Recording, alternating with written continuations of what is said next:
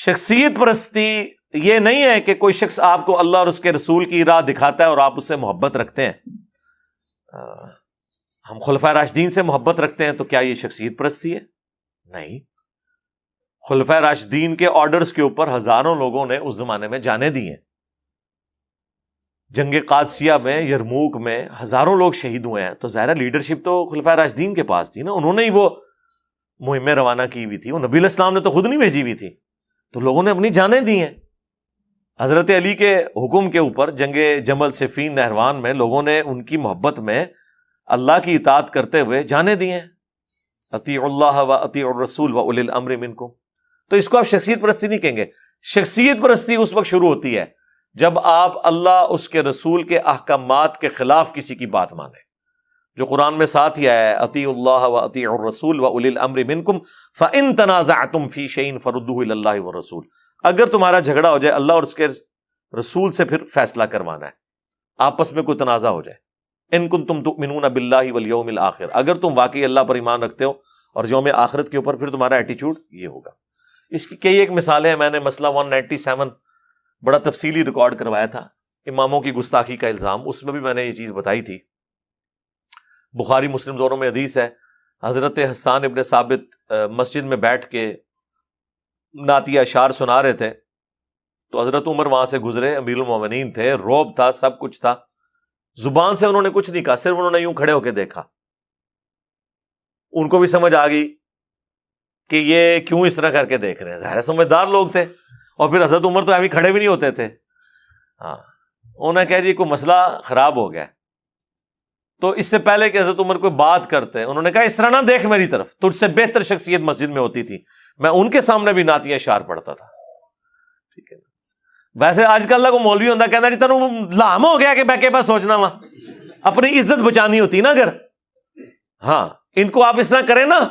دیکھو کتنے دماغ گیا میرا، کہتے ہیں وچو کیسی کیسی گلاں کرتا ہے۔ یہ میں آپ کو نیچرل بتا رہا ہوں، اگر اس وقت کوئی مولوی آپ کو یوں کر رہا ہے اور آپ دیکھ رہے ہیں اور آپ آگے سے آپ کو پتا چل گیا کہ اس کو کیا تکلیف ہو رہی ہے، آپ بولے نا وہ اپنی عزت بچانے گئے کہ تنو لام ہو گیا، میں کوئی اور شاید دیکھ رہا تھا، میں تو تک رہا تھا پیچھے ٹوٹی جو پانی کے اوپر نکل رہا ہے وہ پہ دیکھتا تھا۔ عزت بچانے کے لیے نا جھوٹ بول دیں گے، لیکن چونکہ حضرت عمر ایمان والے تھے، جو ان کے دل میں تھا وہ انہوں نے کہا۔ جب انہوں نے کہا نا اس طرح نہ مجھے دیکھ، تو ظاہر ہے یہ حضرت حسان نے جج کیا تھا کہ وہ یہ میرے شاعرانہ کلام کے اوپر ایسا ان کو فیل ہو رہا ہے۔ ظاہر ہے ایک آکورڈ کام تو ہو رہا ہے نا، اس زمانے کیڑی محفل ملاد ہوندی سی حضرت عمر دے زمانے کہ وہ عادی ہوندے کہ ہاں یار ایک اور محفل اج لگی ہے۔ اچھا، تو حضرت عمر نے کہا کہ اپنا گواہ لے کر آؤ، انہوں نے کہا یہ ابو ہریرہ بیٹھے، ان سے پوچھیں۔ تو حضرت ابو ہریرہ نے کہا کہ اے امیر المومنین، میں گواہی دیتا ہوں کہ نبی علیہ السلام نعتیہ اشعار سنتے تھے، نہ صرف سنتے تھے بلکہ کہتے تھے اے اللہ روح قدس کے ذریعے حسان کی مدد فرما جس طرح عیسیٰ ابن مریم کی مدد تو نے کی تھی، وَأَيَّدْنَاهُ بِرُوحِ الْقُدُسِ۔ بلکہ مسلم میں تو الفاظ ہیں اے حسان تیرے اشعار ان کافروں پر ہمارے تیروں اور نیزوں سے بھی زیادہ سخت ہے۔ اور ظاہر ہے وہ پتہ ہے نا کہ وہ ایک تو شاعری کو پسند کرتے تھے وہ لوگ، عرب کے لوگ، پھر فصیح اللسان تھے۔ آج بھی آپ دیکھ لیں بعض جملے واقعی تیر سے زیادہ سخت لگتے ہیں، ہم کوئی غلام ہیں، ہاں ابھی کہنے کو تو ایک جملہ ہے لیکن کدھر کدھر جا کے کس کس کو لگتا ہے۔ ٹھیک ہے، تو بعض اوقات کوئی سلوگن، کوئی جملے وہ اتنے سخت ہوتے ہیں کہ وہ گولی سے زیادہ اثر کرتے ہیں۔ اس زمانے میں بھی ایسا تھا۔ صحیح مسلم میں اوپر تلے 10 احادیث ہیں جس میں حضرت حسان کے وہ شعر ہیں جو انہوں نے نبی علیہ السلام کے دفاع میں، جو کافر آپ پہ اعتراض کرتے تھے وہ شاعری میں اس کا جواب دیتے تھے۔ اور آپ کو حیران کن بات بتاؤں، حضرت حسان ان لوگوں میں شامل تھے جنہوں نے حضرت عائشہ پہ تہمت لگائی، وہ جو سورہ نور میں برات میں آیات نازل ہوئی۔ اب حضرت عائشہ نے وہ 40 دن کس تکلیف میں کاٹے ہیں، بالکل لاغر ہو گئی تھی رو رو کے اس غم میں، جب تک کہ قرآن نازل نہیں ہوا۔ اتنی تکلیف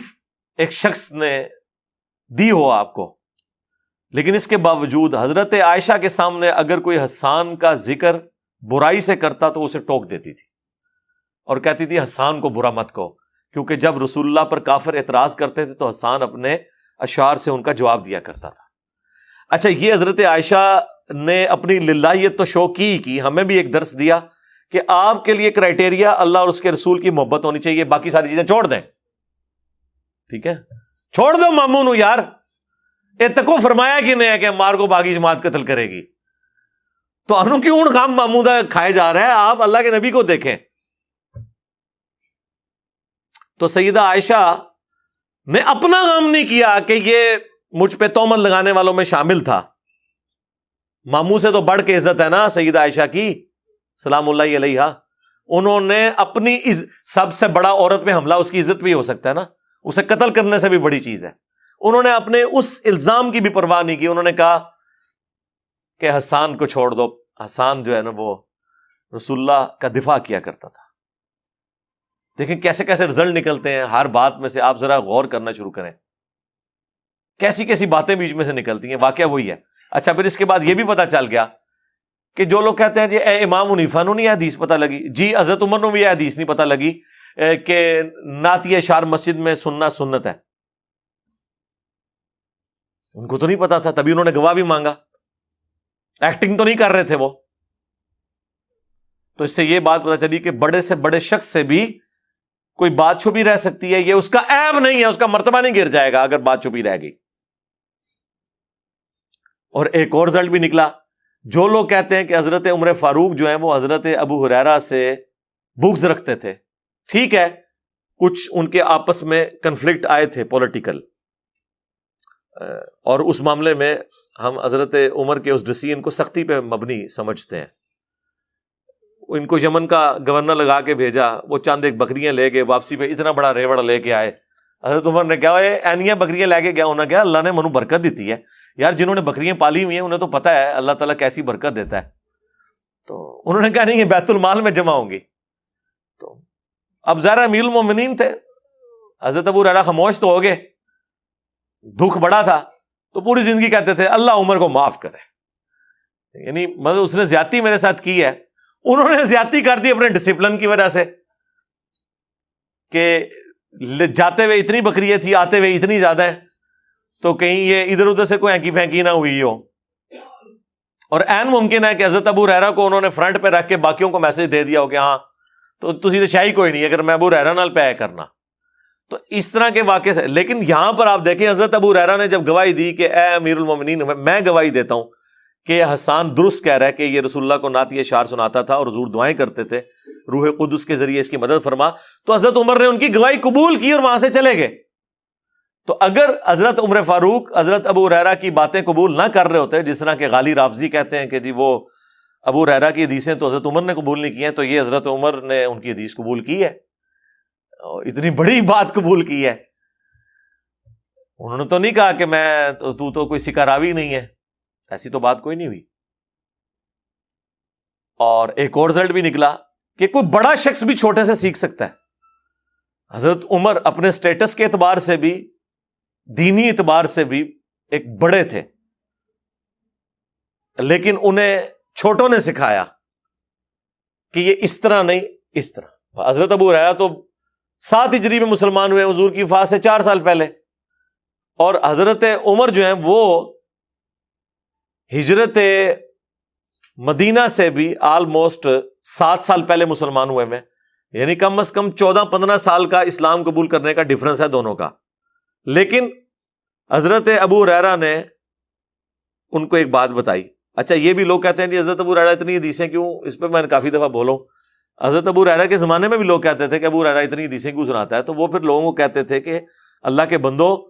ہمارے باقی ساتھی تو محنت مزدوری کرتے تھے اور میں اصحاب صفہ میں تھا، میں ہر وقت مسجد میں رہتا تھا، حضور سے سوالات کرتا تھا، حضور سے پوچھتا رہتا تھا، حضور سے سیکھتا رہتا تھا، اس لیے میں نے زیادہ ہی حدیثیں روایت کرنی ہے نا، کیونکہ میرا زیادہ وقت نبی علیہ السلام کے ساتھ گزرا ہے ان 4 سالوں کے اندر جب انہوں نے اسلام قبول کیا۔ تو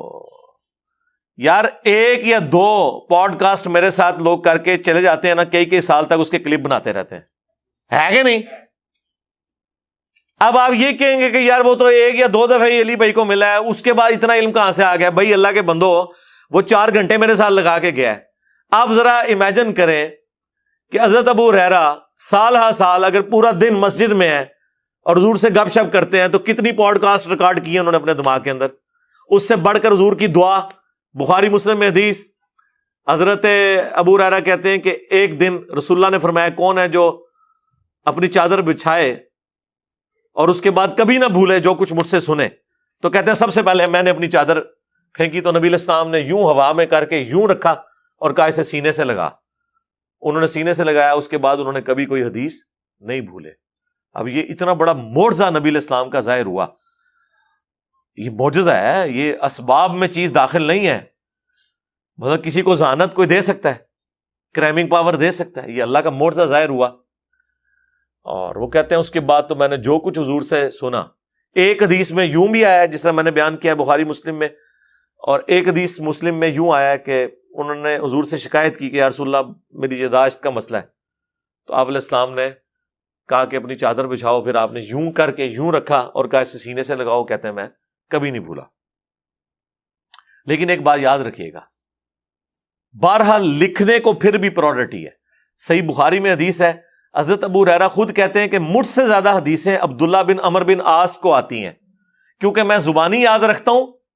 اور عبداللہ بن عمر بن عاص لکھ لیتے ہیں۔ حضرت ابو ہریرہ خود کہہ رہے ہیں کہ مجھ سے زیادہ حدیثیں کسے آتی ہیں؟ عبداللہ بن عمر بن عاص کو، کیونکہ وہ لکھ کے یاد کرتے ہیں، میں زبانی یاد کرتا ہوں۔ آپ کو مال کسی نے پٹی پڑھا دی ہے کہ جی یہ زبانی تقریر کرنا جو ہے کوئی فن ہے اور لکھ کے کرنا جو ہے کوئی عیب ہے۔ اللہ کے ہاں تو لکھنا بہتر ہے۔ اللہ نے اس کو فخریہ بیان کیا، الذی علم بالقلم، اللہ ہے جس نے قلم کے ذریعے علم سکھایا۔ لکھ کے بات کرنا، نوٹس بنانا، اپنے نوٹس چیک کر کے تاکہ کوئی بات بھول نہ جائے، یہ کرنا یہ کوئی عیب نہیں ہے، یہ خوبی ہے۔ پوری دنیا کا علم لکھ کے ٹرانسفر ہوا ہے نا،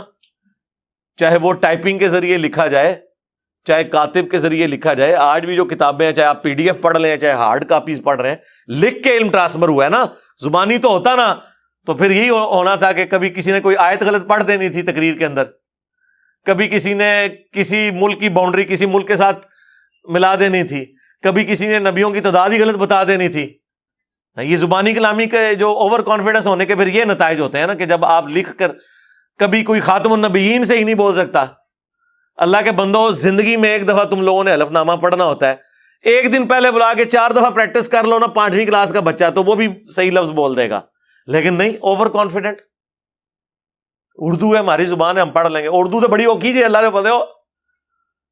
انگلش سے زیادہ مشکل زبان ہے یہ، اتنے نقطے ہیں، اتنے ایشوز ہیں۔ انگریزی میں تو کوئی نقطہ ہی نہیں ہے، ایک آئی کا ہے وہ بھی معصوم سا ہے، باقی تو پوری انگریزی میں کوئی نقطہ ہی نہیں ہے۔ کتنی بڑی خوبی ہے اس زبان کی، نقطہ ہے ہی نہیں ہے، اسی لیے تو وہ جوائنٹ رائٹنگ بھی اس کی اتنی تیزی سے ہو جاتی ہے۔ نقطے پاندے رہتے تھے، پھر تسی انگریزی بھی، میں انجینئرنگ کر پہنا تسی ڈاکٹری دی تعلیم حاصل کر پڑھنے۔ تو اس لیے ان چیزوں کو عیب کے طور پر نہیں شمار کیا جاتا۔ تو وہ بات شروع ہوئی تھی حضرت ابو ہریرہ سے زیادہ حدیثیں عبداللہ بن عمر بن عاص کے پاس تھی، کیونکہ وہ لکھ کے حدیث کو سیو کرتے تھے اور ان کے شاگردوں کے صحیفے پھر بعد میں ٹرانسفر بھی ہوئے۔ تو بات سوال شروع ہوا تھا شخصیت پرستی، جو کہ سوال کریٹیکل تھا، اس لیے میں اس پہ لمبا ٹائم لیا ہے بولتے ہوئے کہ شخصیت پرستی سے بچنے کا آسان طریقہ یہ ہے کہ جس شخص کی بات قرآن و سنت کے مطابق ہے وہ آپ لے لیں، اور قرآن و سنت کے مطابق نہیں ہے تو اس بات کو چھوڑ دیں، شخصیت کو نہ چھوڑ دیں۔ اے مولوی تو غلط کہانی کراندا ہے، یہ ہے ہمارا علماء سے اختلاف ہے کہ بندے ہی چاٹ دو، تو پھر سرکار تو آڑے تھے اگلے پچھلے سارے فارغ جے،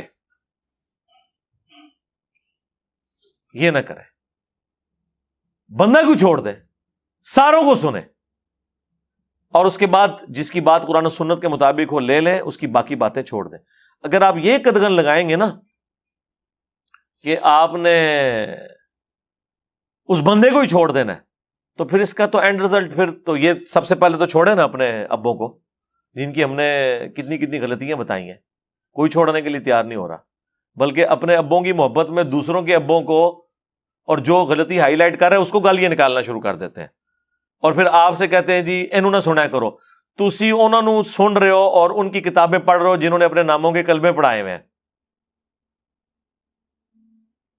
ابھی دیکھیں نا ہم نے کیسی چیز پکڑ لی ہوئی ہے ان کی.